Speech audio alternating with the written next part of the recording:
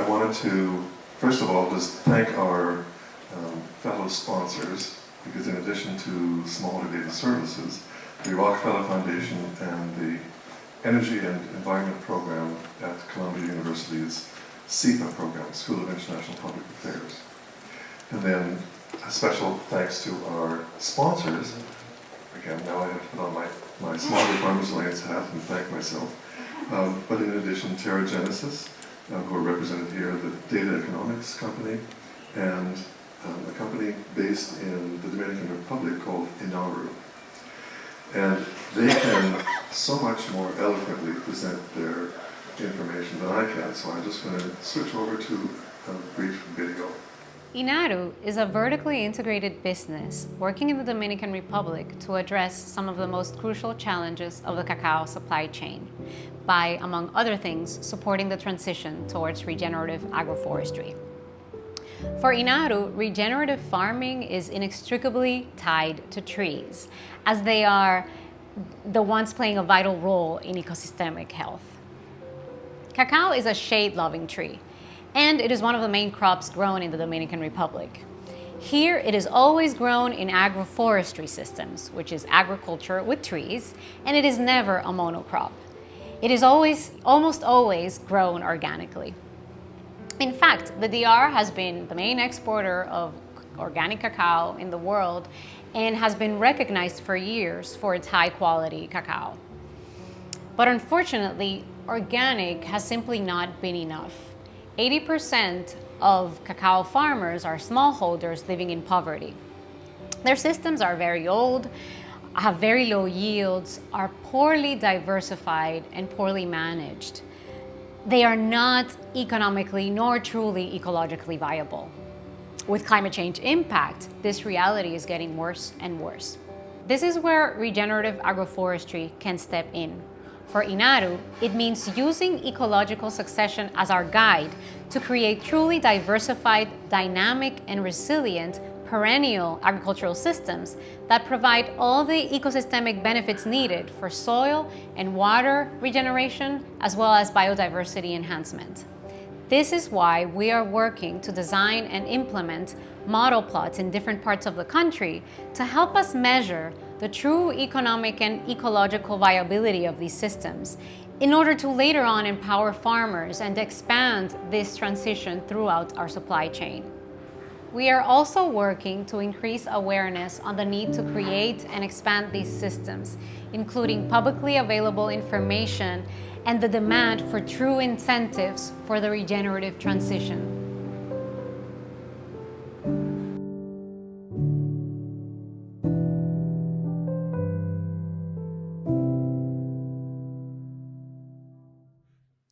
So, first of all, I'd like to just set a little context. Why are we at Columbia University? It's a story that began 4 years ago. Wearing my Smallholder Farmers Alliance hat, we were approached by Columbia asking us if we needed some bright graduate students to help with anything that we had. And when it was explained that the graduate students would not get their degree if they didn't give us a good service, it's free and they're going to do it. And so we challenged the students in the first year to help us figure out, working with smallholder farmers in Haiti, how could we track the impact of crops, in particular cotton, which we were just starting to grow then. And over the course of 3 years, we were actually able to develop a beta model of an app that could track the impact of smallholder farming. And out of that emerged the Smallholder Data Services Company, because the enterprise got way too big to accommodate within the framework of a smallholder, of a nonprofit. And so we created Smallholder Data Services, and the SFA, as we call it, Smallholder Farmers Alliance, sorry about that, is a major shareholder and financial beneficiary of the new for-profit company. So it's a nice success story of what can be nurtured within a creative university environment. Now, the headline is, where is regenerative agriculture headed? Before we delve into the specifics of that, I would like to ask your assistance to do a little visualization. Now, no woo-woo involved in this, but it would just be helpful if you didn't mind closing your eyes. Or if you don't, but just get your mind ready to go someplace else. You're in the middle of a farmer's field. You look out, it might be grain or something else, but it's all the same plant, as far as you can see to the edge of the horizon. That's a giant monoculture crop, and it needs hybrid seeds in order to work. It needs chemicals and pesticides in order to grow and be managed. It needs very large machinery to be able to function. This is what we call extractive agriculture, because the depletion of the soil and the contribution to climate change is significant. And yes, it feeds a lot of people, but at what cost? So now, continuing with the visualization, now you're in a field on an organic farm. It's no longer a giant monoculture from horizon to horizon. There's other crops being grown. You see shrubs and trees. You sense the presence of insects, maybe some birds. There's no chemicals that have been used on this land. There's no pesticides, no GMOs. And this represents the current gold standard for agricultural sustainability. It's organic, but it's neutral.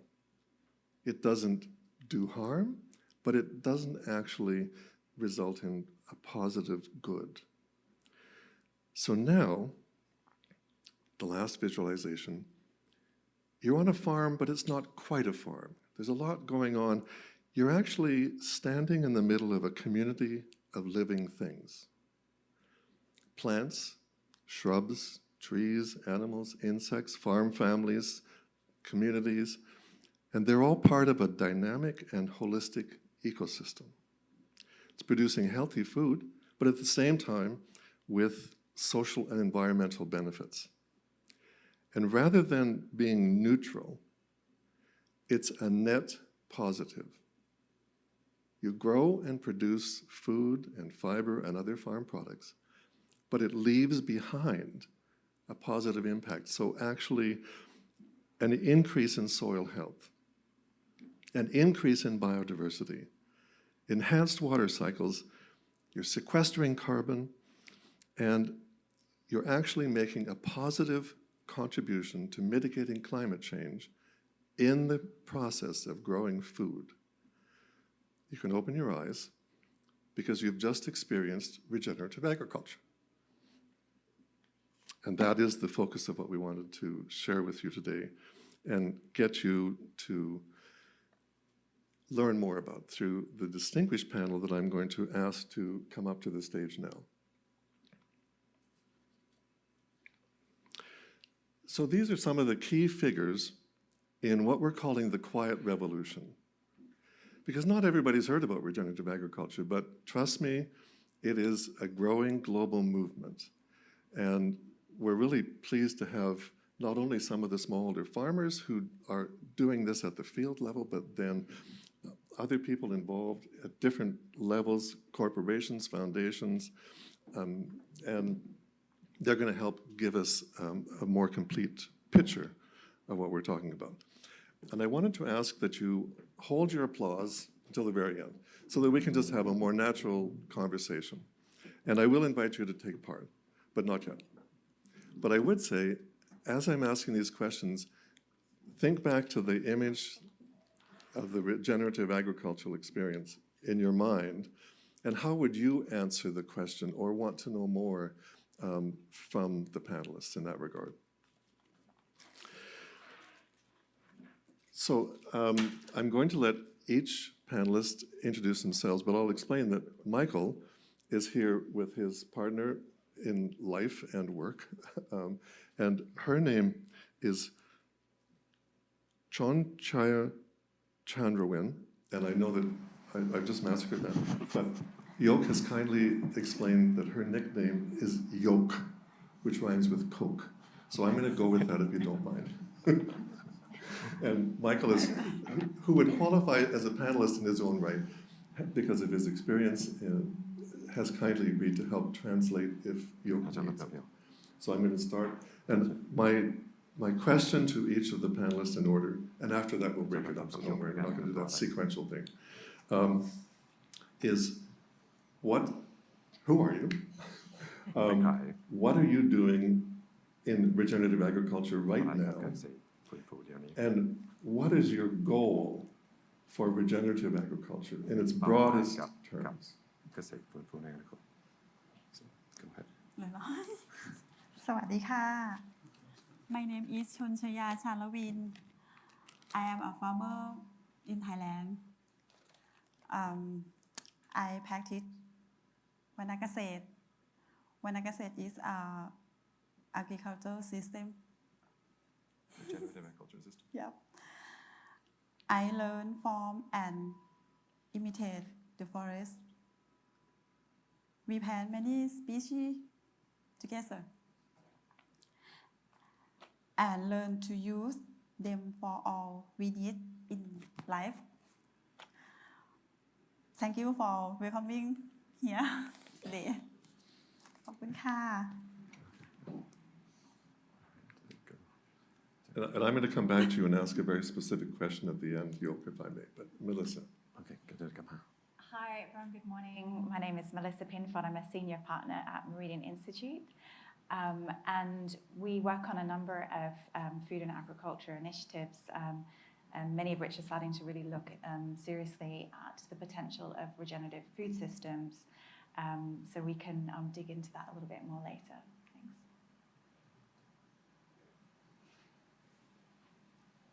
Luke. Okay. Good morning, everybody. My name is Luke Smith.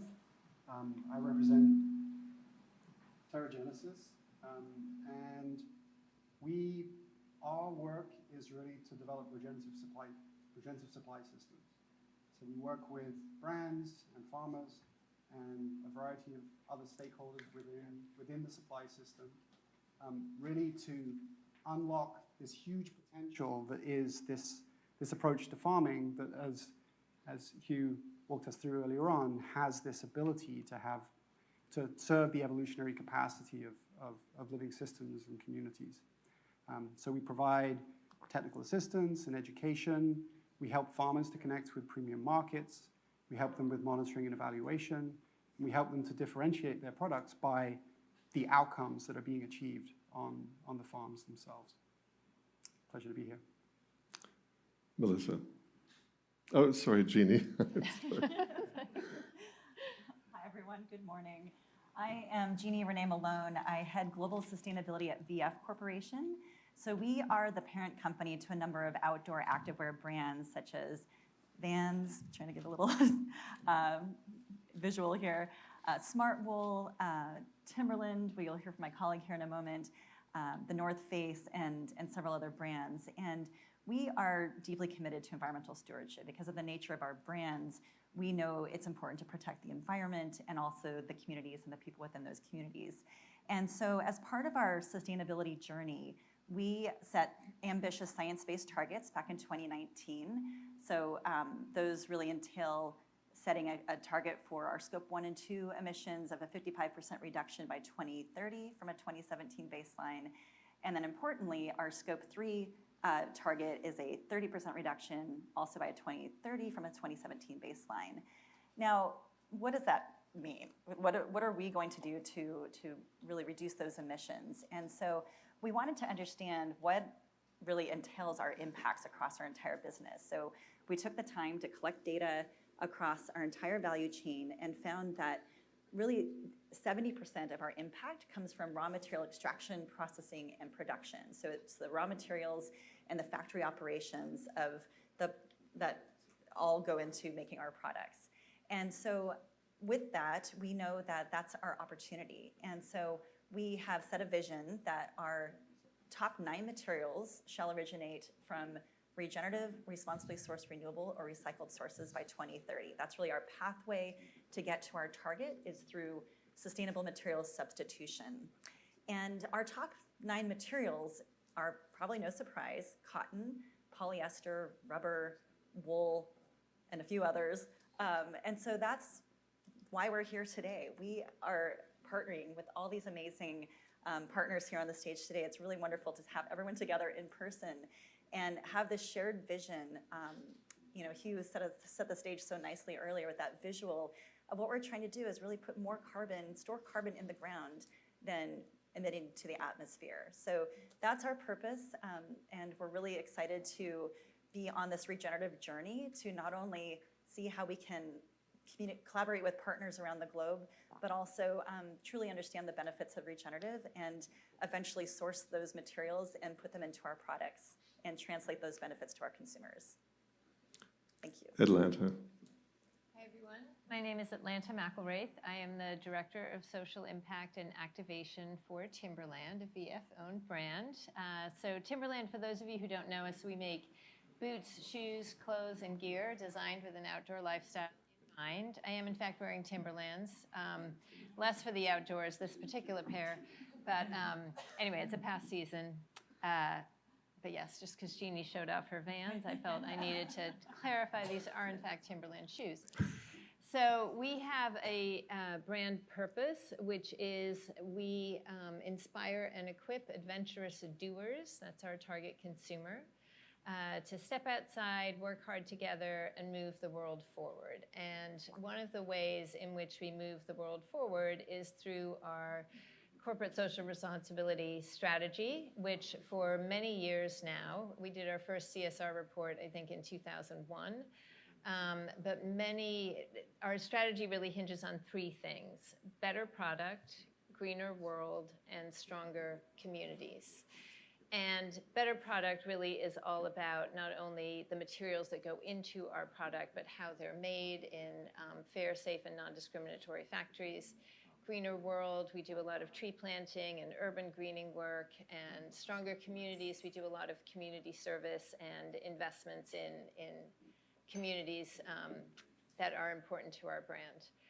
But one of the things about regenerative agriculture, which we're so excited about, is that it really hits on all three. Not only are we talking about incorporating regeneratively sourced materials in our products, but as Jeannie expressed, and as you'll hear more on the panel, you know, it's a way of protecting our environment, but also the communities that are farming in regenerative ways are served much better than the communities that are serving or involved in industrial agriculture, right? There are a lot of benefits, as you'll hear later from this panel, to the communities as well. So we are making investments in 4 different regenerative materials. The first is leather. That's one of the biggest materials that we use in our products, even though you didn't mention it in your top 9. But I think we're the brand that uses the most leather. So we are investing in regenerative ranching to make sure that the cattle is raised in regenerative ways. We're investing in sugarcane projects. We use sugarcane in midsoles of some of our more athletic wear. We're investing in cotton, in Haitian-grown cotton with the Smallholder Farmers Alliance. And the last one is, what is the last one? Rubber, of course, rubber. I'm so sorry, Yoke. Rubber as well. So those are the 4 key materials that we're focused on and making investments right now in projects like Yoke's project in Thailand that is producing regenerative rubber for us. Thank you. Thank you. Timothy. Good morning, everyone. So I just want to ask, can everybody hear? Is it all right? Okay. Okay. Good morning. Pleasure to be here this morning. My name is Timothy George, and I'm the co-founder of the Smallholder Farmers Alliance in Haiti. So we have a set of human activities that cause harm to the planet, and one of them is intensive farming. Intensive farming contributes significantly to release greenhouse gases. And because of these practices, about 24 billion tons of topsoil get eroded every year. That's the area, the size of Greece. And on the opposite side, side, we have this reality. If we were able to store 0.4% more carbon in the world soils, that will be enough. So if we do that every year, that will be enough to offset all human CO2 emissions. So regenerative agriculture happens to be helpful in that way. We can use it to do a lot of things, among them storing more carbon in the soil. So this agriculture puts together three different worlds: the world of soil, the vegetal world, and the animal world. So all three of them in a symbiotic relationship. And that's why in Haiti we trying right now to initiate these practices in our project. So the cotton project, we used to do organic cotton, now extending to regenerative cotton. At the stage we are now, because you cannot apply all the regenerative agriculture practices all at once, we divide them into phases. Now we're at phase one, where we're doing training and trying to establish demo sites, and also showing farmers and teaching them how to prepare the soil without mechanized tillage, and not using any synthetics, using mulching, and trying to do rotation and intercropping with different crops that have beneficial relationship. And also we trying to use techniques like vermicomposting in our operation. So that's part of phase one. And we also— Timothy, can you just describe vermiculture? Yeah, so the vermiculture is the fact that we produce worms. So the worms will be like life in the soil. They will biodegrade everything very rapidly. And actually that will contribute to restoring your soil. We are planting perennial trees around the cotton farms so that we can have more biomass on site. So it's like, if you were looking for another name for regenerative agriculture, you could say circular agriculture. Because it really, as nature works in circularity, so there's regenerative agriculture. So you produce responsibly, you biodegrade, that's how you feed the soil itself, and you end up to have more yield and better yield. So production, biodegradation on site, and more yield. And it's for permanent life.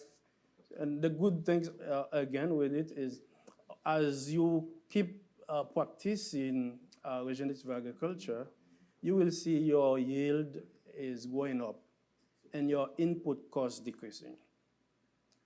So that's a great thing to do and to endorse all of us. You can understand why thousands of smallholder farmers in Haiti look up to him. Sarah. Beautiful, beautiful words from Timothée and all of the fabulous panelists here. My name's Sarah Farley. I lead the global portfolio of the food team at the Rockefeller Foundation. And we are just getting into regenerative food systems. We've been at the work of promoting agriculture and production systems for over 100 years as a funder of the Green Revolution, as a funder of the formation of the CG. And with that history, we've learned some lessons about what it means when we focus so myopically on production at the cost of environmental consequences, sociocultural consequences. And so really it's out of recognition that our current food system is failing if we judge it against the need to have nourishment, the need to have equity and justice, the need to not just find balance, but restore and replenish our food systems, we need to optimize for a very different type of food system than we have today. And so out of that recognition, the Rockefeller Foundation is really turning a new corner and joining many of these crusaders who've been at this longer than we have. And what that means, our new strategy is really focused on good food. We want to enable access and affordability of good food for everyone. And we're defining good, that simple little one-syllable word, as is only good when it is nourishing, when it is equitable, and when it is regenerative. There's a lot of work in front of us. I'm delighted to be on this panel to unpack really what that means, because as you'll see momentarily, it does not mean the same thing to everyone. But I will say for Rockefeller, we're looking to see the deepest connotation of regenerative. Regenerative that does what Timothée just spoke to. It's healing the planet, it's good for animals, it's good for the earth, but it's also importantly connected to cultural, spiritual tradition, ownership of land, these things that we've dismissed, frankly, for many, many decades. So lots to learn, lots to share. Well, and picking up on your last comment, I wondered if I could ask Yoke to share your experience of how you are able to integrate the local cultural traditions, the kind of spiritual underpinnings of your work in Thailand. How does that fit in with the regenerative approach? หมายถึงข้อนี้ใช่ไหมอะไรนะแปลใหม่ดิ เป็นภาษาไทยครับผม ก็ที่มันจะเชื่อมก็คือตอนแรกที่เราก็ทำเกษตรอย่างเงี้ยมันไม่มีอะไรเลยมันดูจนเหมือนกับดูจนไม่มีอะไร Okay, when I started farming, I felt like I was poor. There was nothing there. แล้วก็คือพ่อแม่ก็พยายามที่จะส่งเราไปเรียนมหาลัยเพื่อที่จะเหมือนกับพัฒนาอะไรที่มันดีขึ้น So my parents, they sent me to university so I could have maybe a better life and earn more income. แต่เราไม่เห็นอะไรมหาลัยที่มันดีขึ้นจริง But going to university, I didn't see anything that was really better. ๆคือถ้าเปรียบเทียบกันเราก็เห็นว่าในมหาลัยมันไม่ได้มีอาหารที่มันดีสำหรับเรา In the university, there wasn't food that was really good for me. It wasn't the same healthy food from home. เราก็เรียนอะไรก็เหมือนตามคำสั่งครูตลอด And what I had to learn was following what the teacher told me to learn all the time. เราก็เลยรู้สึกว่าเราอยากกลับบ้าน So I felt I wanted to go home. แล้วก็ทำในเรื่องที่รู้สึกว่ามันมีความสุขแต่ว่าเราดูจนแล้วก็ดูแค่ไม่มีเงินแต่เราสิ่งที่เรามีก็คือเหมือนเรามีแบบเรามีเพื่อนเรามีควายเรามีอาหารแต่เราแค่ดูจน So I wanted to go home, and maybe I appeared poor, but then I had friends in the buffalo, in the plants, in the life there. Maybe I didn't have money. คือเด็กๆอย่างเงี้ยเราจะช่วยแม่เราทำหลังคาก็คือพายหญ้าจากหญ้าคา When I was a child, I helped to make roofing from the wild grasses there, like with my mother. แล้วก็เราไปขุดมันนก And I would collect wild yams. แล้วก็หาหน่อไม้ And I would get bamboo shoots. แล้วก็ชาวบ้านจะทำนาแค่ปีละครั้ง And we only planted rice once a year. ควาย50ตัวของเราสามารถที่จะไปที่ไหนก็ได้ The 50 buffalo we had could go wherever they wanted. There were lots of places for them to graze. เราก็เลยได้เที่ยวไปพร้อมๆกับควาย So I would get to travel around with the buffalo. เราไม่มีครูสอนว่ายน้ำเราเรียนว่ายน้ำพร้อมควาย I didn't have a swimming teacher. The buffalo taught me how to swim. เราก็เลยรู้สึกว่าแบบโอเคฉันก็มีความสุขดีแต่ว่าแล้วเหมือนกับพ่อแม่ก็รู้สึกว่าเหมือนเริ่มมีเงินก็ทำให้เราก็ส่งเราเพื่อที่จะเหมือนมีชีวิตที่ดีขึ้นจะได้แบบมันอาจจะมีการถูกกดขี่จากเรื่องกฎหมายบ้างอะไรอย่างเงี้ยค่ะ So I felt happy there, but my parents said that I should have a better life, and maybe it's the changing in the laws and what we can do. So I went a different path. แล้วก็หลังจากที่เราเรียนจบมหาลัยเรารู้สึกว่าหลังจากที่เราได้กลับบ้านเรากลับบ้านไม่ได้เราเป็นเหมือนแบบคนบ้าคนหนึ่งที่ถูกส่งไปแล้วก็ใช้เงินจากพ่อแม่เยอะมากเพราะว่าเหมือนพ่อแม่เป็นเกษตรกรที่ยากจนแต่ว่าเหมือนกู้ยืมเงินบ้างที่จะส่งให้เราเรียนมหาลัยอะไรเงี้ย And when I decided to go home, it wasn't supported. Everyone saw me as a crazy person. why are you doing this? And then they had already invested money for my studies, and so why was I going home like this? แล้วก็เราอยากกลับบ้านแต่เราโชคดีที่มีบ้านผู้ใหญ่วิบูลย์สอนว่าถ้าเกิดเราก็อยากจะไม่อยากทำงานบริษัทราชการหรืออะไรก็แล้วแต่เราจะต้องทำเรื่องชีวิตของเราถึงจะอยู่ได้ถ้าเราไม่ประมาณนี้ But I was lucky because there was a teacher of a regenerative agriculture system we call Wanakase, and he said we have to go back and then we learn to take care of our lives from what we have. มีอย่างเดียวเท่านั้นที่เราจะตอบสนองชีวิตเราได้คือทำเรื่องป่า So the only thing that fit my life was to grow a forest. แล้วผู้ใหญ่คุณก็บอกว่าถ้าเกิดคุณก็อยากรวยคุณก็ต้องปลูกป่าแต่ตอนนั้นเราไม่เข้าใจ And the teacher Puya Wibuni says if you want to be wealthy you need to grow a forest, but I didn't understand why. เพราะว่ามันแตกต่างจากคนอื่นที่คนอื่นก็ปลูกมันปลูกอ้อยปลูกข้าวปลูกอะไรแต่ว่าเขาทำเพื่อเงินแต่เขาไม่มีเงินแต่เราทำเรื่องป่ามันจะได้ยังไง So this is very different because all the farmers they say that you need to grow corn, you need to grow sugarcane, you need to grow cassava, but this is what they do. But those farmers they're always poor, they don't have anything. So how can I be wealthy by growing a forest?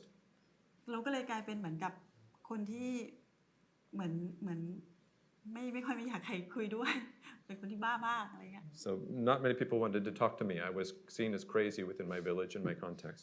แล้วก็เราก็เหมือนกับร้องไห้มาเยอะมาก And I cried a lot. แต่ว่าตอนนี้เรารู้สึกว่าก็20ปี10ถ้าจากการที่เราเริ่มปลูกป่าก็15ปีแล้ว And it's now been 15 years since I started to grow a forest. แต่ก็เริ่มต้นจากการที่เราก็ทำเรื่องของตัวเองทั้งหมดเลยที่ผู้ใหญ่บอก So I followed the teachings to try to do everything that I need for my own life as my teacher Puya Wibun taught. ตื่นเช้ามาคุณต้องกินตื่นเช้ามาคุณต้องทำอะไรก็ล้างหน้าแปรงฟันสระผมคุณก็ต้องหาสิ่งเหล่านี้จากต้นไม้ So what do you do when you wake up? You need to wash your face, you need to wash your hair, you need to brush your teeth. But so let's find this from the trees in the system. How do we wash our hair? How do we wash our face? ใช่ก็คือเอาทุกสิ่งทุกอย่างที่ตอบสนองแล้วก็ใช้สิ่งที่มันมีอยู่ในท้องถิ่น So we use everything in our environment and the local resources to meet what we need for our life. ซึ่งจริงๆเราก็ยังช่วยแม่ทำนาอยู่เหมือนเดิม And I still help my mother growing rice ทำนาปลูกมันสำปะหลัง and growing cassava แล้วก็ขายอาหารเล็กน้อย and selling a little bit of food. แต่เราก็ยังทำเรื่องของเราด้วย But I also did my things for แต่ myself, ตอน for my นั้น own ไม่ได้ needs. เงินเลย But I didn't get any money at that time. แล้วก็แบบก็เริ่มต้นนี่ค่อนข้างจะยากลำบากเพราะว่ามันไม่ได้มีกระแสที่ทุกคนแบบกำลังเป็นอยู่แต่ตอนนั้นคือแบบทุกคนไปทำงานแล้วได้เงินเยอะมาก But it's very difficult first because everyone saw like I'm not making money and other people are making money who come out of the university. ก็เลยทำให้เรารู้สึกว่ามันมีกำลังใจจากบ้านผู้ใหญ่วิบูลย์แต่เราก็ไม่รู้ว่าเราจะได้อะไรจากสิ่งที่เราทำแต่เรารู้ว่าในแต่ละวันนี้เราอยู่รอด So I had some inspiration from my teacher, but I was able to meet my needs for everyone at least. I didn't know where it would พร้อม go. กับแม่ที่ยังคงมีหนี้สินอยู่ แม่ยังมีหนี้สิน Even my mother still had some debts from the university and other costs. แล้วการที่เราเรียนจบมหาลัยที่ค่อนข้างจะมีชื่อเสียงก็คือมหาลัยลาดกระบังแล้วก็เรามีสิทธิ์ที่จะไปเป็นแบบพนักงานที่มันยิ่งใหญ่ได้หมายถึงว่าทำงานที่ดีๆแบบ AA หรืออะไรอย่างเงี้ย So because I got a degree from a fairly famous university, I could get a fairly good job. Sort of like Colombia. แต่เราก็ถามอย่างโดยเฉพาะที่มีธนาคารเขาก็ถามว่าเนี่ยตอนเนี้ยเมื่อก่อนนี้มันแบบยากที่จะเดินทางไปในชนบทแล้วก็วันหนึ่งที่เขาก็ถามเราว่าเราก็ไปทำงานกับเขาไหมเพราะว่าตอนนี้คือธนาคารเขารับผู้หญิงแล้วนะเราก็ตอบไปว่าแล้วคุณมีความสุขไหมแต่ฉันไม่มีเงินนะแต่ฉันก็มีความสุขดี So she was offered jobs, but from the bank said, "Oh, you can get more of the business." No, I'm happy with what I'm doing now. I'm happy. I don't need to take another job. แล้วก็ถ้าตอนนี้เรารู้สึกว่าโอเคหลังจากที่เราทำมาทั้งหมดมันมีความชัดว่าเราอยู่ได้แล้วเราก็มีเงินด้วย But now after a while, I'm clear. It's not only just meeting MIP, but I also can have a very good earning from this as well. จากการที่เราเพราะว่ามันหลายปีแล้วเราก็เหมือนจะมีแบบถ้าเราพูดผ่านก็จะง่ายก็คืออย่างผู้ใหญ่วิบูลย์บอกว่าถ้าเราก็จะต้องอาบน้ำเราก็จะทำอะไรอันนี้ก็คือเราเห็นความอิสระจากการที่เรารู้ว่าเราจะต้องอาบน้ำแล้วก็มันมาจากต้นไม้อะไรก็มาจากสบู่ So and now, like I said, what we have to do, we have to wash ourselves, and we need soap. So now I know how to make soap from the coconuts that I grow to make them into oil to make them into soap. ใช่เราเห็นความอิสระเพราะว่า หลังจากที่เราเห็นต้นมะพร้าวเราจะไม่ได้เห็นแค่มะพร้าวเราเห็นมันคือต้นสบู่ของเรา So now I see a coconut tree not only as a coconut tree but as a soap tree. แล้วก็เรารู้สึกว่าก็มันเรารู้สึกว่าสบู่ทั่วไปมันจะมีเขาจะใส่แบบนมแพะนมวัวอันนี้คือแบบที่ปกติ And then there's some special soaps they'll put in cow's milk or goat milk soap, แต่เราทำสบู่มาลงควาย but I use buffalo milk soap. มันมีแต่คนแบบยี้เพราะว่าเขาแบบรู้สึกควายมันโง่แล้วก็มันไม่มีใครทำสบู่นมควายมาก่อน But it's not a normal thing, and people think, oh, that's unusual. And you're also then growing rubber or harvesting rubber. ก็เราก็ปลูกยางพาราเหมือนกันไหม ไม่ได้ปลูกยางพาราเพราะว่าเหมือนกับพื้นที่ของเราไม่ได้มียางพารา Okay. We don't grow rubber ourselves directly, but we don't. And our area is not rubber, but working in it's the same knowledge system with the แต่ rubber. ว่าสิ่งที่มันตอบสนองก็คือว่าตอนนี้เรามีผลิตภัณฑ์เยอะมากที่จะทำให้เรื่องของตัวเองอย่างเช่นอันนี้ที่จะตอบสนองอาบน้ำอย่างที่ผู้ใหญ่พูดบอก you can take this in the table So we should. ก็ตอนนี้มันมีความชัดว่าผลิตภัณฑ์ทั้งหมดที่เราทำที่อยู่ด้านหลังถ้าเกิดคุณอยากจะดูมันทำให้ผลิตภัณฑ์เหล่านี้ที่เราทำเพื่อตอบสนองเนี่ยมันเป็นเรื่องของชีวิตแต่ว่าพอเรามีรายได้จากการที่เราแบบเหมือนผลิตภัณฑ์เนี่ยไปตอบสนองจากตัวเองแล้วก็การขายคอร์สก็ขายคอร์สแล้วก็ถ้าท่องเที่ยวก็เที่ยวทั่วโลกฟรี So now, as you can see, with the products are also displayed there. So there's many different things that can meet for our needs in terms of our daily life, in terms of medicine. So this provides a livelihood and provides for this, but also the knowledge systems that we revitalize. Now she also can sell the knowledge in courses, and it's even given the amazing opportunity to join in this today as well. Okay, Kathy, go ahead. Okay. Thank you. Thank you very much. Given how diverse the local application is of regenerative agriculture from Thailand to Haiti, Luke, I wanted to ask you, if it's so diverse in the way it's implemented in each location, how do you know it's regenerative? Who decides if it's regenerative? I'll load that even further. How do you measure it? Of course, that's a loaded question because smallholder data services helps to measure it. Sorry. But forget that part. So there's some questions that we need to ask first and foremost. In any given context, what is regenerating and what needs to be regenerated? So we consider regeneration to be both a paradigm, i.e. it's a way of thinking, like Yoke has just shared with us. It's a way of thinking about the role of humans, the role of agriculture, the role of communities. But it's also a process. It's a process that's inherent to all living beings on planet Earth.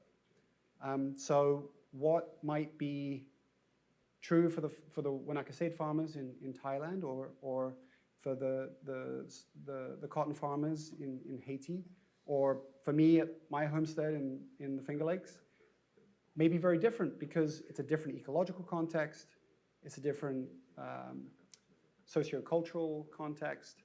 And so we always start with what are the objectives of the farmer? What is it that they're seeking to regenerate in their context? And then how would we know that they're moving towards those objectives? So we can identify there are specific outcomes that they really care about. Maybe it's, as Yoke was saying, these traditional understandings and knowledge systems. Maybe it's the biodiversity, the different crops that they have on the farm, or the birds, the insects, native flora. Maybe it's the health of the watershed, or how resilient their farm is to drought or flooding or other adverse weather conditions. And so we start there of working with the farmers to really understand what are the outcomes that they're seeking, and then how can we measure those outcomes, and how can the farmers measure those outcomes? Because farmers are empirical. They're learning. They plant something, they see whether it works, and they determine, well, why did it work or why didn't it work? And then they adapt, they change. Okay, maybe I need to grow in these other soil conditions, or maybe it needs more water or less water. And so really what we want to do is to help farmers to be better able to learn for their own purposes, but also for a larger community, so they can share those learnings, because seeing is believing. You know, it's one thing to say, this is a good thing, you should do it, and it's another thing seeing it for yourself and being able to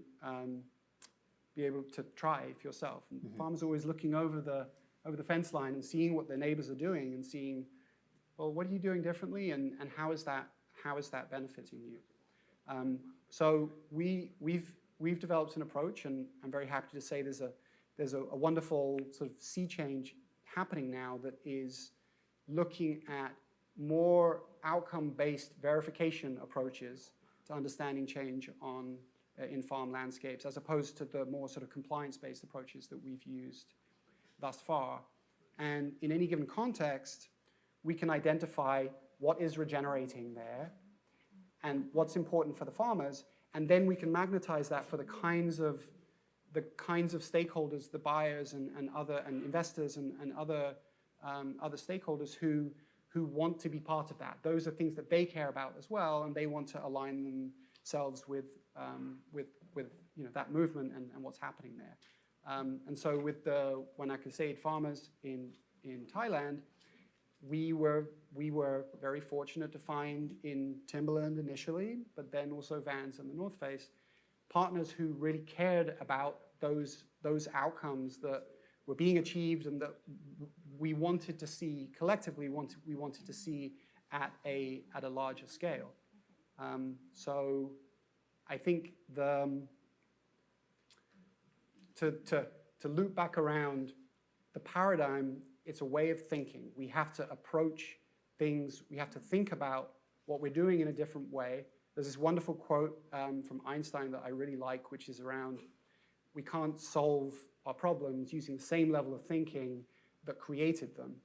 And that for me means we have to learn to see with new eyes. We need to be able to think in new ways such that we can show up in the world in new ways.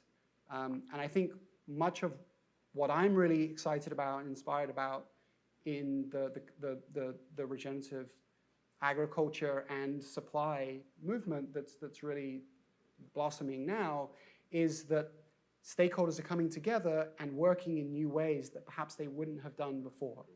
You know, they're not thinking purely in competitive terms. They're thinking, how can we work together? How can we affect change at greater scales by working together? How can we form new kinds of partnerships? And it all starts with that new way of thinking and committing to the outcomes that are in the best interest of everyone.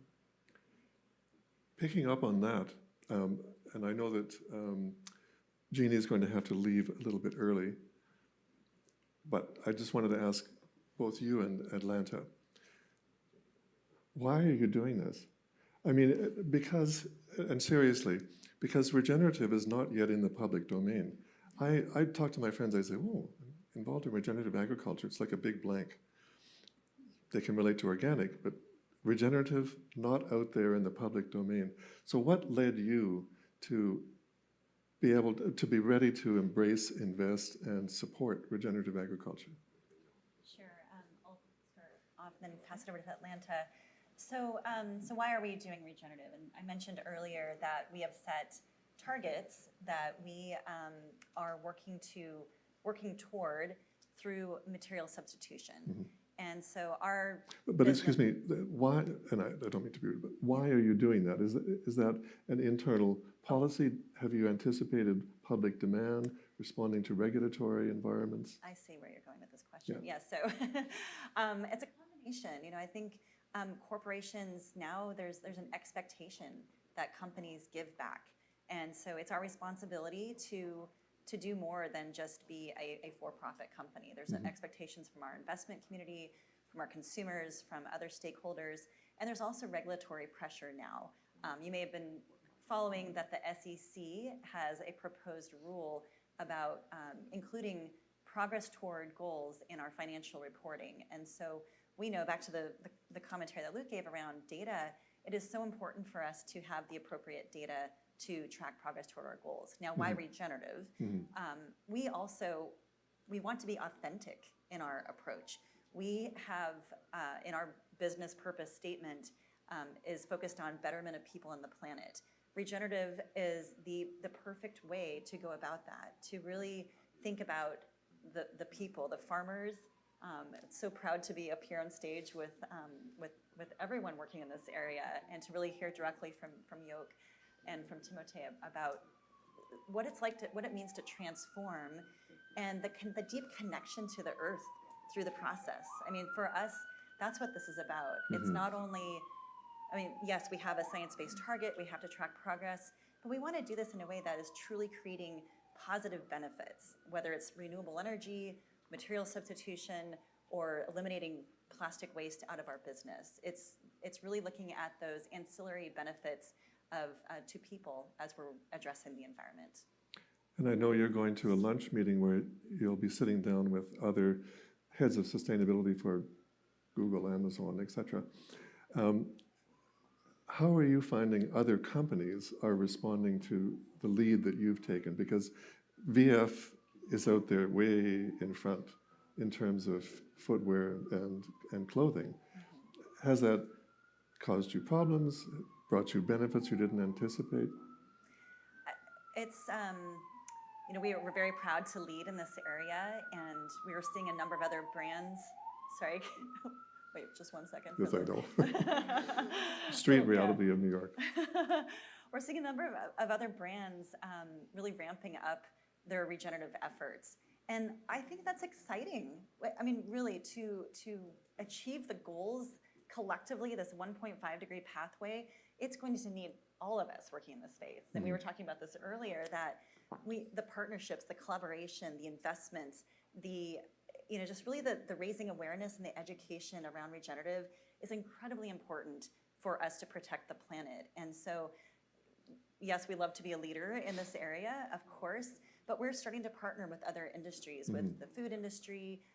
There's a great, opportunity, you were mentioning this earlier, Luke, around, just how these partnerships can really scale what we're trying to do in a bigger way. So again, yes, we love being a leader in this area, but at the same time, it really requires all of us to collaboratively to really get this to scale.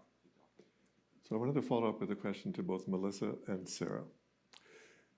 So there's a plane, and it is completely environmentally neutral. It's all solar. In fact, it contributes positively to climate change in the course of going around the world. And you're taking 10 Columbia graduate students to show them where is the cutting edge of regenerative agriculture. And Thailand and Haiti don't count. Where would you take them to show them what it looks like on the ground, the cutting edge of regenerative agriculture? I like that question, and I think it's something we haven't quite named yet on the panel, which is, in some ways, regenerative is as cutting edge as is indigenous wisdom. A lot of what we're talking about here isn't new at all.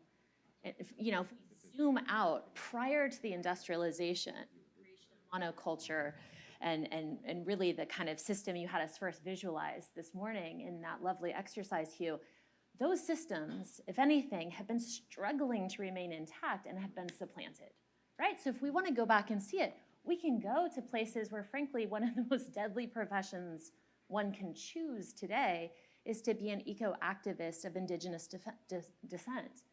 Living in Amazonia, trying to protect forests, trying to maintain the original paradigm of agroforestry, right? So if you want to see it, we need to go to these areas under threat. We need to connect to cultures and traditions that we have really been separate from, divorced from.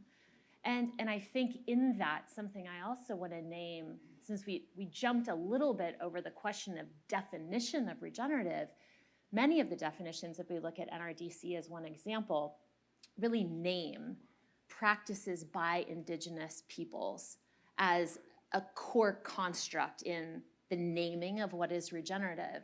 And I think, therefore, this term has become fraught because there's a hurt, there's a lack of trust, and there's a sense that those ways have been dismissed and supplanted, and now that it's not working, we're saying, and by the way, that looked pretty good. Let's call it regenerative, right? So I think there's a lot of healing that has to be done, a lot of listening and learning, and therefore I want to kind of take that question of where would you go and connect it to what I would offer as a way, and this really builds off what you were offering as well, Luke, the kind of farmer centricity in using an outcomes framework to define something that really varies by food system, by bioscape, by not just ecological tradition, but indigenous traditional wisdom. And that is to say, I think we can almost view regenerative as a spectrum that differs from shallow regenerative to deep regenerative. And one of the concerns I have is as we're seeing companies jump on the bandwagon, we're getting a little more of the shallow, which is optimizing food systems for carbon. And that is good. We have a massive carbon problem. We shouldn't impede those efforts. But these other layers that many of you are speaking to, connecting back to cultural tradition, recognizing who owns the land? Are we talking about that? Is this not just profitability, but your story, Yoke, of it was how you were connected to your cultural tradition, to a sense of wisdom, to a sense of all of the multiple dimensions of food systems. If that's what we're optimizing for, if that's what farmers are seeking, that is so multidimensional and frankly, really hard to quantify and measure. And so I just want to say that I think for Rockefeller's sake, we would like to be here in this space to, one, understand that spectrum and really give a premium and a voice to those fighting for deep regenerative, which would overcome, I think, some of the distrust which is in this space. But Melissa, you have a unique perspective from the Regen 10 point of view. How are you seeing these issues unfolding, and where do you see the impetus for creating that deeper sense of regenerative and not letting it get hijacked in one sense? Yeah, thanks. I think, as we've heard already from Yoke, is that a lot of the impetus is coming from farmers themselves. I think the challenges that farmers are facing on a daily basis with the land, with soil degradation, soil health, water pollution, climate impacts, and others. I mean, this is an existential threat for them. And farmers are doing what they've always done, which is, as Luke said, they're adapting, they're learning, they're introducing, sometimes going back to old techniques or introducing new innovative techniques. This takes time, money, and know-how, right? This isn't easy to move from, what is currently a sort of like a high input, high yield form of agriculture to regenerative. And so to your earlier question of like, what's the one place you would go? I think it's too hard to sort of say this is the one place because it's so local context specific. I know from talking to farmers organizations all over the world, there are examples all over the world where farmers are really trying to do this and move along this spectrum and increasingly, and it takes time and they're taking risks as well when they're doing this. And we have to really understand, I think, deeply that perspective. Like, why are we putting all the risk and so little of the reward into the farmers' pockets? So we need to look at some of the broader kind of enabling conditions, some of the drivers of the current system, the current sort of power asymmetry as well in food value chains, and really address why is it that we have a system right now that is geared towards producing cheap, plentiful food, which is essentially creating so many sort of huge impacts for climate, environment, and it's not leading to these sorts of healthy, nutritious, sustainable food systems. We're in a mess, basically. Yes. And so I think the impetus is coming from farmers. The impetus is also coming, as we've heard, from business. They are, a lot of progressive business now are very interested in regenerative food systems. They see that this makes business sense for them. They need to invest in the resilience of their suppliers and into the landscapes where they're procuring from. and they want to do the right thing. You know, many are really feeling the need to show leadership right now when we're facing a climate and nature crisis. We're also facing a cost of living crisis. You know, we've got fertilizer prices and others. So I think also that's also playing into this element. You know, when fertilizer prices is skyrocketing, that also does create an opportunity where farmers are now thinking, okay, like what can I do to kind of reduce those costs as well? We're seeing a lot of interest as well from subnational governments and from national governments. You know, there are many like Colombia, Rwanda, you know, all over the world, Kenya, where, you know, there's really exciting stuff happening. And COVID also brought that along when when food supply chains were disrupted, and really looking at like more circular economy and how can we really boost you know, the relationship between cities and rural areas and food supply. So I think there's clearly a huge interest in regenerative. As we've heard already, there's not a clear universally accepted definition. I think there is, whilst I said that there's interest coming from farmers, there's movement and already a lot of exciting innovations coming from farms and from landscapes. There's also deep skepticism. And, you know, I was at the World Farmers Organization General Assembly a couple of months ago, and, you know, we heard it from them, like a lot of them are interested, a lot of them are deeply skeptical. They think that this could impose a lot more requirements on farmers, and this is going to exclude some current farmers from, you know, with increasing burdens of reporting. They're already being asked to report, you know, against different metrics for their suppliers.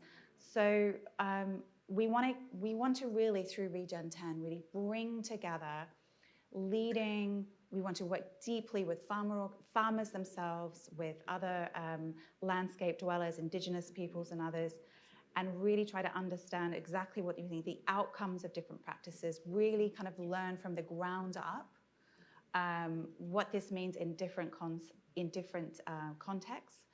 And can we, by looking at the principles of regenerative, not definitions, not ideology or dogmatic or based on practices, because it's just too different, but really looking at the key principles, looking at the metrics that make sense at the farm level and the landscape level, and construct a kind of bring everyone together around an aligned regenerative outcomes framework. And can we test that in landscapes? Can we adapt and learn and really try to kind of avoid this being a niche thing, like, I mean, I would say organic is right now, and it's just for the people who can afford to buy organic, but we need this to be mainstream. So what we're trying to do with Regen 10 is really answer this question. What would it take to really have 50% of the world's food production creating positive benefits for people, for nature, for climate? What would it take? We don't have the answers to that yet, but we really need to urgently focus our attention on the evidence, on the metrics, the data, the financial assistance, the policy enabling environment, and really importantly, build the trust. And that does involve, and we heard it from almost everyone here, it's listening, learning and understanding, and creating that open space in which to really understand where farmers are coming from right now. We can't impose such high standards when farmers are struggling for survival right now. We have to work with them, we have to partner, we have to provide the support, and step by step, and this will take time, and we have to understand what does it take to shift from one sort of current extractive model of food production to a regenerative, and go with them on the journey and share equally the responsibility for that. So the eco-friendly jet road trip is off, and instead we're looking towards advancing a paradigm shift. And to that end, it's going to take some marketing. So Atlanta, how are you thinking about sensitizing an audience of potential consumers to want to buy regenerative products from timberland? And then I'm going to ask a follow-up to Timothy that's related but local. So this is an interesting question, Hugh, because we do have two regenerative leather products out now.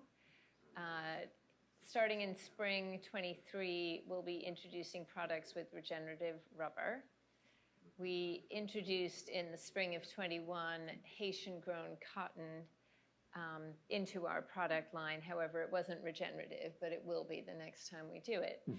And I think it's a bit of a challenge to get marketing to go out boldly with the messaging. So right now, while we are using these materials in our products, we are not telling a bold story about it. And for me, I find that a little frustrating.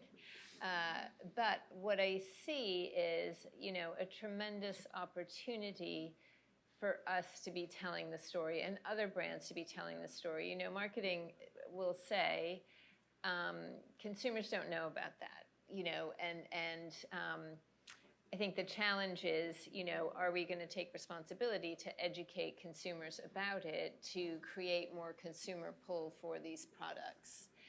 And it's a little bit of a challenge, but I think it's a huge opportunity sitting, resting on the table for us that we're working on it, and I think we'll get there. And my expectation is that when we introduce the products with regenerative rubber, that we will be telling that story, because we will have more of a product line with those products. But previously, the Haitian cotton program, was 3 styles. It wasn't huge. And the regenerative leather products that we have on our website right now, again, it's not sort of a coordinated collection. It's a shoe over here, it's a shoe over here. So I think that also lends itself to the challenge of how does marketing kind of bring these different products together to tell a story. But my expectation is that when the rubber product line hits, it'll be more of a cohesive story to tell that will make it easier to tell that story. But one of the challenges we do have, and we have many conversations in-house, and it kind of goes back to this question of what's the definition, but once you have a definition, how do you make that super simple for a consumer to get in sort of the 5 seconds you have their attention before they swipe in a direction? How do you, tell that story either with a visual or with a very, it's a very complex, as you're hearing, and nuanced agricultural practice, right, that changes for every location. And so how do we condense that into a consumer-facing message? And we're still, that's a nut we have yet to crack, but we're working on it. I'm going to ask one more question before we open it up to you guys to ask questions. And if I may direct it to Timote. In terms of scaling regenerative agriculture, Atlanta was talking about the marketing in terms of the product side as one way to help to facilitate the expansion of regenerative. At the community level in Haiti, how do you see the expansion of regenerative agriculture being taken up by smallholder farmers who do not have access to an export market? That they're simply seeing the value and adopting it without any external support even necessarily. Is that a realistic goal, in your opinion? Yes, it's possible. First thing we need to know is farmers don't get engaged by the concept. They can engage by seeing the results, by seeing how you practice and like demonstration plots. And yes. So we are now establishing demo sites where we can prove showing the concept. And as we have a place where that is successful, it will be easier to replicate somewhere else. And culturally talking, it's not difficult at all to engage them because they have a way to work together in Haiti, which is combit. It's like a way for farmers to help each other doing their work. And it's, in simple word, it will be a work party. So 15, 20 farmers get together to help one. So next day is for another one, and so forth. So we use this channel to realize some of the works, like to establish a demo site. All of them come together when we do that. So by doing it, they understand much better, and they themselves go teaching other farmers about it. So it's not difficult at all to replicate. Mm-hmm. So the main thing is to have something that works in one point and one region of the country, and then after that we go for next level.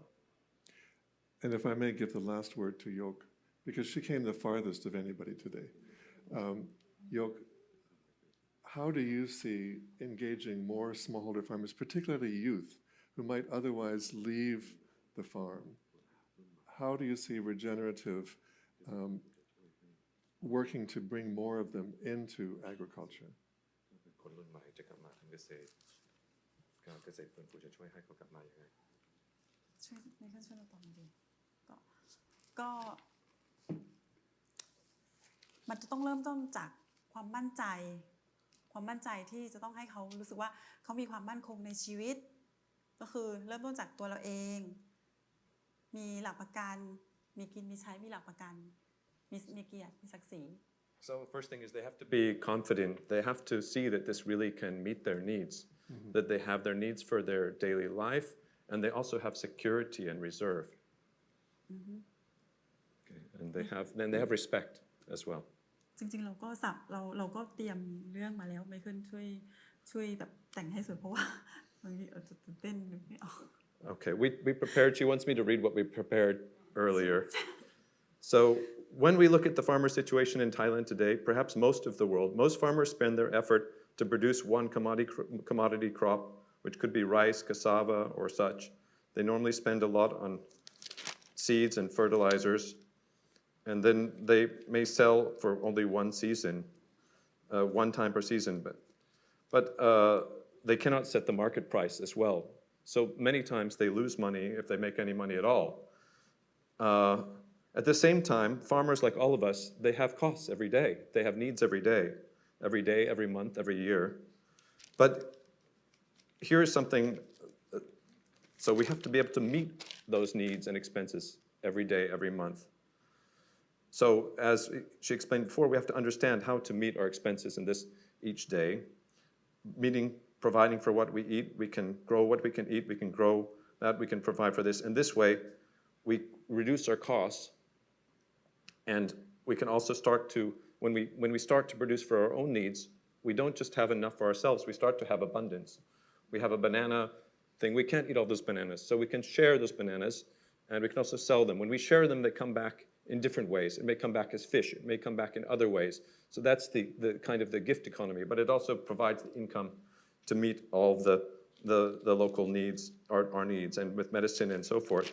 And then we shift to regenerative. We don't use fertilizer. We start to have a healthy system, like Timothée explained so well. So the costs go down in this, and the productivity goes up. And then whatever money we do earn, it's now powerful, because basically we're not spending much, and it's just coming to pay that. But at the same time, we also need to shift out of the commodity market. So we need to shift into a market to people who respect and who understand the value that we are producing, which is either to reach the consumer directly, maybe, or like Yolks with her products, or also like we have with the VF project, that there's a respect and there's an understanding of the regenerative nature, which gives a strong market and gives a support price for a realistic livelihood. And then from this, we have a very good quality of life. We get to live on our own land, we get to live with nature, we get to eat food that is real and alive, and we can have income flexibility. We are not poor compared to our friends who might be engineers. So that's the transition. No shade on the engineering students at Columbia. Now I think a round of applause for the panelists.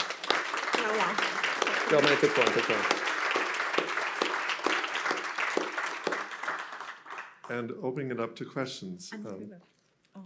Doing the stand up, Name, loud voice, and your question, please. John Scholl, Eco Restoration Alliance. I'm impressed by the wonderful work you're all doing. And I'm impressed by your frustration and struggle about getting the word out. I have a question. The question is, why haven't I heard anything about the fact that regenerative land, healthy ecosystems, create conditions conducive to life? And that while everyone talks about climate, the media and everyone else assumes that that means carbon, which of course regenerative agriculture contributes to. But for most people, most humans and most animals, it's warming and storming and fires and floods and droughts, which are the real consequences of climate change. And those are actually consequences of landscape degradation. Regenerative agriculture is our only real hope for literally cooling the planet back down and reversing climate change. I haven't heard that as part of your story, and I'm wondering why. Because carbon tunnel vision may kill us, and you have the solution. So where is that in your storytelling? So no pressure, who'd like to?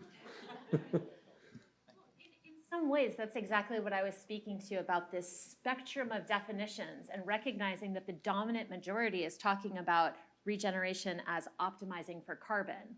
If we go a little further out, then we're talking more about soil health, a little further out, biodiversity, water quality. Then further out, we're getting to the sociocultural dimensions. And I think it's about the marketing, it's the storytelling, and frankly, it's the consensus building, which is no small task, because I think if we, shake out all the companies, there is a reason. It's just an easier, you're avoiding a lot of very complicated issues if you make this more about carbon, as if that were simple, right? So I think, yes, it's storytelling, but it's a lot of trust building and consensus building. Then we need to structure a global narrative that really tells the story. You just talked about life for animals, plants, that's where you started as well. It's what we heard from Yoke. So the story is there. I think we're all speaking that there are multiple dimensions, but there isn't consensus yet to tell that more cogently. So I want to get the most questions. So Nick, he's the tallest, and so I saw his hand first. Thank you. Can you hear me? Yes. So I'm glad that somebody brought up the word fish, because the planet, in fact, is at least 2/3 ocean. And there is a lot of fish farming, which I'm involved with, organic fish farming, that I think can be integrated with Hugh is doing and all of you are doing. And I'm wondering whether anybody on the panel would like to talk about their interest in organic fish farming. And just as an aside, I'm giving a speech or talk. I've been on the board of Woods Hole Oceanographic Institute for 37 years now. And so I've been very involved in the oceans and various activities going. And we are growing at Hui, bartering or co-venturing, a lot of organic fish farming. And I think it fits perfectly with what Hugh and his colleagues are doing. And I just thought somebody might like to talk about it. I'm wondering if I could tap Luke to answer that. Yeah, thank you for the question. Well, most of my work's been in the terrestrial realm, so I'm no expert. So a term that we use is a keystone crop, and those of you who are ecologists will understand the significance that means a crop that you can build a whole agro-ecosystem around. Some of these rubber farmers we're working with in Thailand, they have 100 different crops in their plots, and these are small plots, a hectare, 2 hectares. In the oceanic or coastal context, I think kelp is maybe one of the most exciting opportunities because you can grow a whole ecosystem around kelp. And there's the work that Brent Smith and Blue Wave are doing off the coast of the east coast of the US here. For those of you that don't know, they're practicing something called integrated multi-trophic aquaculture. So that means they're growing kelp, but they're growing kelp in a way that integrates a variety of other shellfish, mussels, scallops, and so on. There have been some wonderful experiments of how you can do that in combination with with raising fish, whether it's salmon or otherwise. So I think that's it's an untapped, huge opportunity, and maybe one of the best examples of a keystone crop for the oceans. So we're in sort of the early stages of sort of branching out into more sort of, oceanic context. But I'd love to have a conversation with you afterwards, because I see it as, we talk about nodal opportunities. The idea being like acupuncture, where you make an intervention and it has a larger sort of systemic health outcome. And I think kelp is one of those, because as you know, the fish, the pen fish industry is hugely harmful to ecosystems, and much work to be done. If I could get one of the Columbia students to ask a question. Don't be, please. Hi everyone, Gloria Blaze. Sorry I lied. I am actually a Cornell student. Sorry guys. No shade on Columbia. No, not at all. So I know a couple things that have been mentioned here, some of the partners, and of course I know Timothy and you. My question is, I'm born in Haiti and I'm currently conducting research in Haiti, and I find that trying to find partners or trying to pitch a proposal in a place that people assume is, oh, don't go there or you can't do any work there. I want to know what the experience has been like for anyone that can relate to this on a panel. How has it been trying to, I guess, work with, on the person trying to get the partnership or the funding, how has it been trying to pitch what you're trying to do and actually receiving the approval for a partnership? And on the funding end, or the end of the more resourced partner, how has it been working or trying to at least be the leader in working in these places that others are actually avoiding? I hope that made sense, but I'm just really curious in how it is trying to work in areas that people assume are not conducive to actually meeting your goals or objectives. Thank you, and sorry again. That's right. I'm going to answer one part of that and then ask Sarah to respond.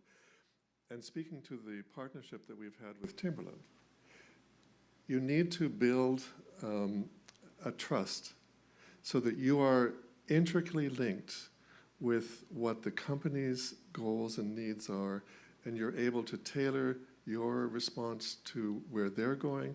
They're able to make rudder adjustments to where they're going based on their feedback, so that there's never a point at which you suddenly realize you're out of sync.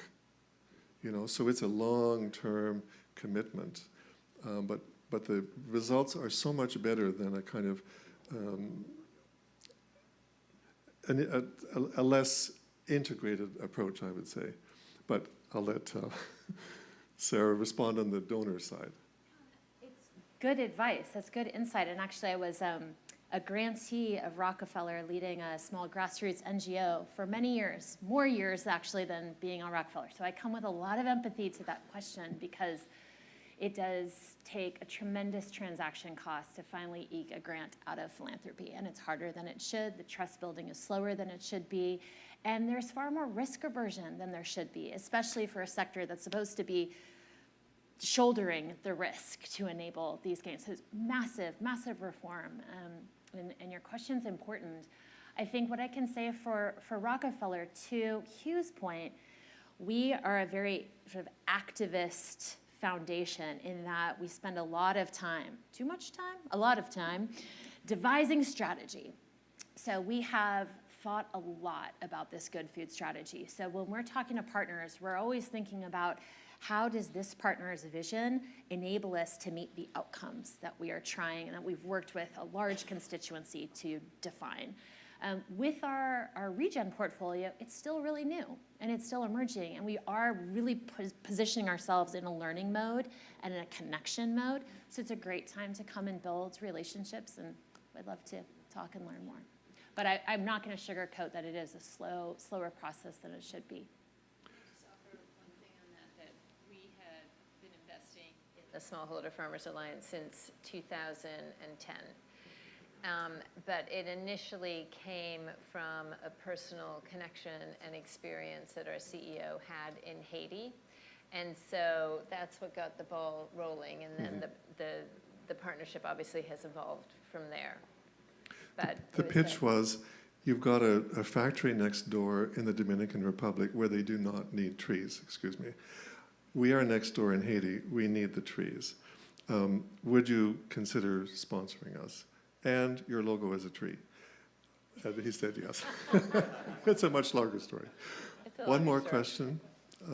There in a fellow beard wearer in the yellow shirt. Hey there, Nick Schwanz. Nice to meet you guys. This was primarily a supply side conversation, I think. I think we tiptoed a little bit into the demand side piece, but to put this much pressure on farmers to be doing all of this work doesn't necessarily seem fair, and I'm curious what your guys' thoughts are on creating the appropriate incentives and disincentives for actually making this catch on in the marketplace. Because the way you guys described all this, it doesn't really show how these products compete with people, and I think it's generally understood that there's a very small amount of people that actually vote with their dollar in a way that's like heart-driven. Primarily, it needs to be based on a value proposition that's very close to their personal lives. So thinking about food, it's very intangible to see what sort of the benefits are of regenerative agriculture. Thinking about shoes, beyond labeling it regenerative, there is no benefit to the consumer. So how do you think we start to actually build in the appropriate incentives and disincentives to make this a consumer choice that benefits them, not just one that's an altruistic choice? Can I ask Melissa? I'll take a crack. So I think this issue of it's like dietary shift as well, but also obviously what people are wearing, but is something that we've been also doing quite a bit of thinking about Meridian Institute and working on a number of studies and talking to a lot of different partners about. And it's, again, I feel like the global food system has really, again, as I said before, like been geared towards, cheap, plentiful food, and so much of our, land has been given over to just producing a few key staple crops. So I think partly it's just going back to for each country or region and others, and really kind of almost like going, thinking about what is locally appropriate as well.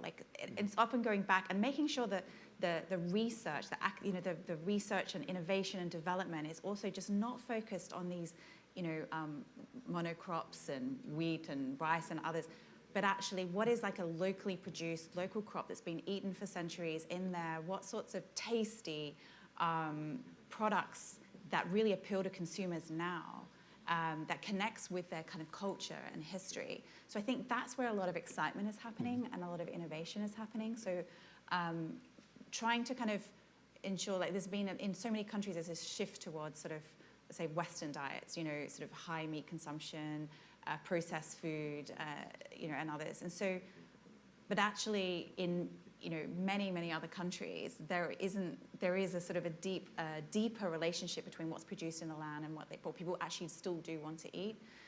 So I think that's one issue. So really understanding how do we spur that innovation, the role of SMEs and others in producing really tasty, delicious food that's based on local cultures, local preferences, rather than just seeing this, and I think I really felt this last week. It was the African Green Evolution Forum in Kigali, and they're really wanting to celebrate what is indigenous, local food for their countries. And not be so dependent on imports. It's just wrong that so many African countries are dependent on imported food. So that's one issue. And I think the other one is really getting to this issue of why is it that this sort of regeneratively produced food and textiles and others is so much more expensive. So we have to fix the market failure here. And it's true cost of food accounting and other ways that I know that businesses are looking at addressing that. There's also on the public finance side, so there's huge sums, 600 billion per annum, I think, of agricultural subsidies, and only a fraction of that is going towards environmentally sustainable production.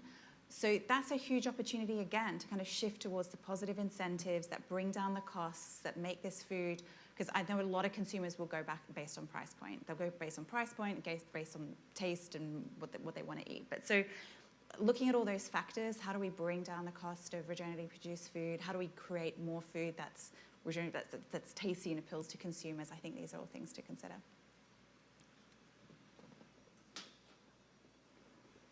As a follow-up to your question, in Haiti, we did not stop with the farmers as a commercial relationship.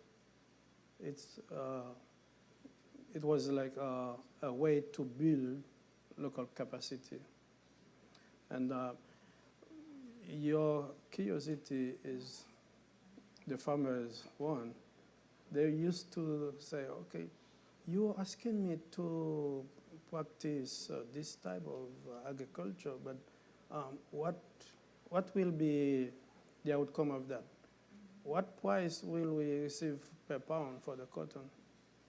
And I started explaining them that doing regenerative cotton will add more values to their farms because at different seasons, they will be able to harvest different crops because we're not doing monoculture. For example, cotton can be intercropped with peanuts, sorghum, beans, and we used to do biological control. That means planting okra around cotton farms. So all these are benefits they can receive through regenerative cotton. And at the end, they have a level of premium price for the cotton, while the land is a very living soil, and not for 5 years, but for life. So it's worth doing the efforts. Last word to you, Sarah. Yeah, I was just going to add one more offering to the question of like, what is that package of incentives and disincentives, and how do we make sure we're not putting this all on consumers while we're waiting to build the case? I think there's a really interesting opportunity to look at public procurement. So if we think about public procurement, take school meals as an example, right? You have public dollars, driven towards foods produced in certain ways. We tend in the United States, for example, to optimize for price first. What is the cheapest apple? If it's the cheapest apple is conventionally grown in China, if it is 1 cent cheaper than Washington State or New York State grown apples, the Chinese apples win. You can change procurement standards. We can change toward good food purchasing that looks at what is the production regime? Is the food nourishing? How were workers treated? Was there fair labor? We have a really exciting grantee in the United States called the Center for Good Food Purchasing that's working with 17 states and the largest municipal school districts in the world to help optimize against a suite of environmental, social, health, and other metrics. And we're now looking to take that paradigm and that idea to global level through a partnership with the World Food Program. So I think it's a really promising avenue to start to change the conversation with government, think about sending a signal to private sector, but vis-a-vis public dollars. So as you can tell, regenerative agriculture is a work in progress. There are no easy definitions, no easy path forward. But what is interesting is that there is a growing sense of the emergence of a diverse community of people who are involved in shaping it. And that so many of the ideas that are floating around are able to be cross-pollinated between these different sectors. It's not often that you get smallholders on the same platform as corporations, foundations. We're hopeful that this is a conversation that can continue. And so we're grateful to the Rockefeller Foundation and Columbia University for being co-presenters today. And I just also wanted to give a shout out to TerraGenesis. These are our sponsors, TerraGenesis, the Data Economics Company, and Inaru. And if you pick up the little card for Inaru on the way out, you can scan the QR code and I believe get a discount on their fabulous chocolate. So I just want to leave you with this. There are currently 500 million smallholder farms throughout the developing world. They are not the only focus of regenerative agriculture, but that is where the real action is taking place. On those farms live 2.5 billion people. They live and work on those farms. That is 1/3 of humanity. They have, for generations, been marginalized and ignored, given no support. Suddenly, they are at the cutting edge of this emerging revolution. We don't know where it's going to go, but for the first time, there's a possibility of enlisting that huge swath of humanity in working towards better food, food sovereignty rather than simply food security, working towards climate change. So we're happy to be a small part of that revolution. Thank you.